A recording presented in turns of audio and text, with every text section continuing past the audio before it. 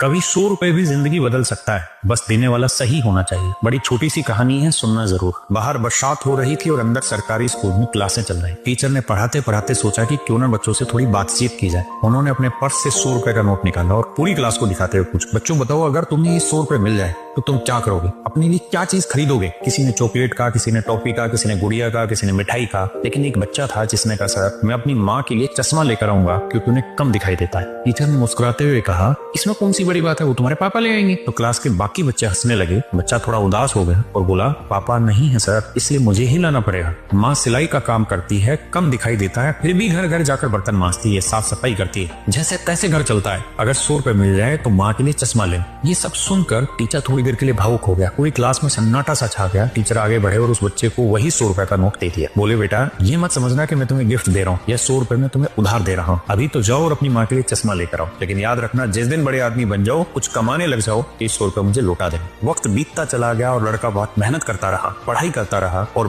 20 साल बाद फिर से वही इतिहास दोहराया गया। सीन वही था, बाहर बरसात थी, अंदर वही सरकारी स्कूल में क्लास चल रही थी। जो टीचर थे वो बुजुर्ग हो चुका था, शांति से बच्चों को पढ़ा रहा था, लेकिन अचानक स्कूल के बाहर एक सरकारी गाड़ी आकर रुकी। कलेक्टर साहब निकले। सब लोग सतर्क हो गए। सभी टीचर हैरान थे कि आज कलेक्टर साहब किसकी क्लास लगाने वाले हैं। कलेक्टर पूछते हैं एक टीचर का नाम और सीधा उसी क्लास में चले जाते हैं जहां वो बुजुर्ग टीचर पढ़ा रहे होते हैं। परमिशन लेकर क्लास में जाते हैं, टीचर के चरणों में झुककर प्रणाम करते हैं और कहते हैं, सर आपने मुझे पहचाना नहीं, मैं वही छात्र हूँ जो 20 साल पहले अपनी माँ के लिए चश्मा खरीदना चाहता था और आपने 100 रुपए उधार दिए थे। आज सबसे पहले वो 100 रुपए लौटाने आया हूँ और आपका सम्मान करना चाहता हूँ क्योंकि आपने मुझे जीने की ललक सिखाई और यह समझाया कि सही दिशा में दौड़ो तो कुछ हासिल किया जा सकता है। मेरे बच्चों, कहानी बहुत छोटी है पर सीख बहुत गहरी है। अगर आप अपने हालात बदलना चाहते हैं तो मजबूरियों को कोसना बंद कीजिए, वक्त को बदलना शुरू कीजिए, क्योंकि इंसान के अंदर इतनी ताकत होती है कि वो चाहे तो देवताओं से भी ऊपर उठ सकता है।